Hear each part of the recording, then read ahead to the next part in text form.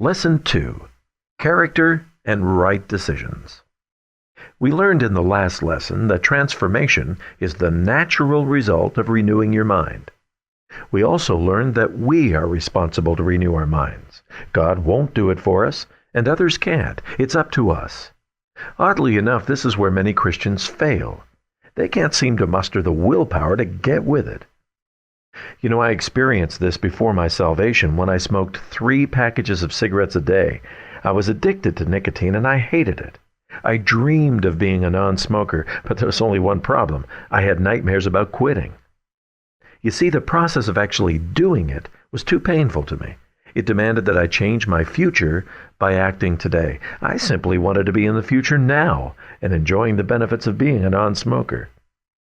I know that I lacked the character to make an investment in my future today. Character is simply the strength of will to do what is right, no matter what the cost. Take a moment and ask yourself these questions. When I'm alone and no one is watching me, will I do what is right? When I'm faced with an opportunity to get long-term gain for short-term pain, will I back down in favor of momentary convenience?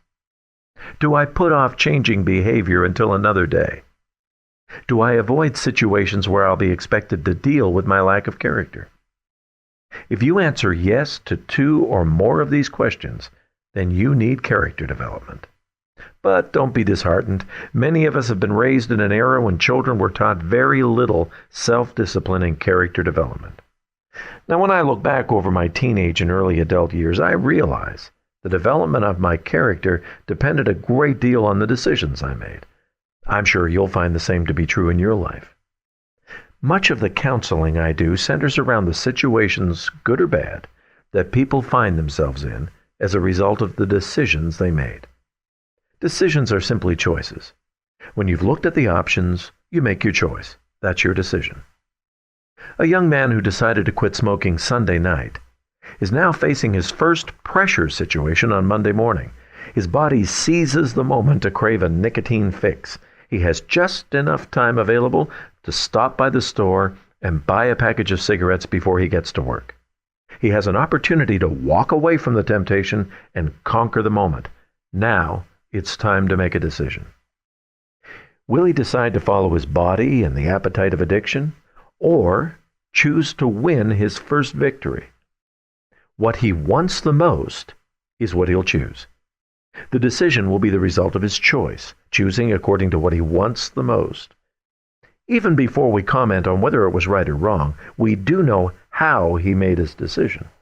If he went to work in victory, then we know that his sense of achievement came as a result of his decision.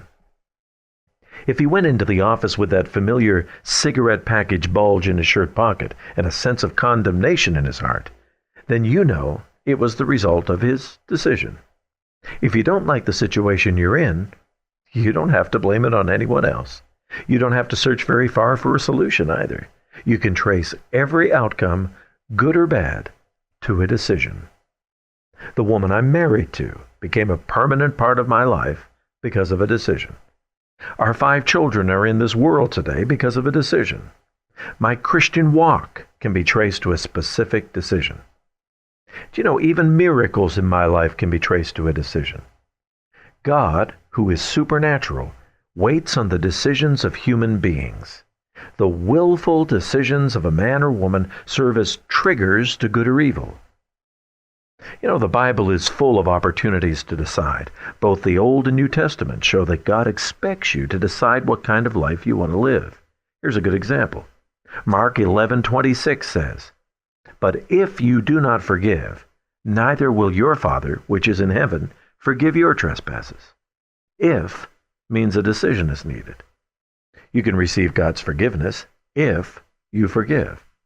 The forgiveness of God comes or goes on the basis of a decision. Does God want to forgive you? Sure he does. Who determines if he will? You do. How?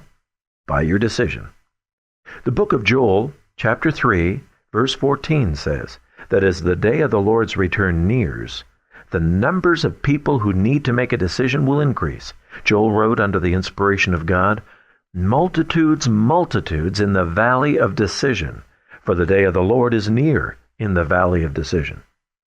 The future of the human race is based on the decisions of individuals, not whether they blow up the planet or destroy the ozone layer, but whether they settle eternity by choosing Jesus Christ as Lord of their lives, all because of a decision.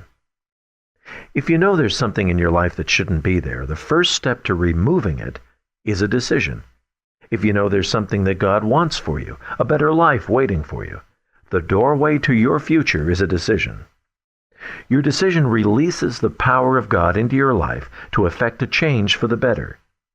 If means a decision is required. If you make your decision, you'll open the door to your future. Memorize or write down this verse and carry it with you today. It reminds you that God's intervention in your life in the next few hours will depend on your decisions. Here's the verse.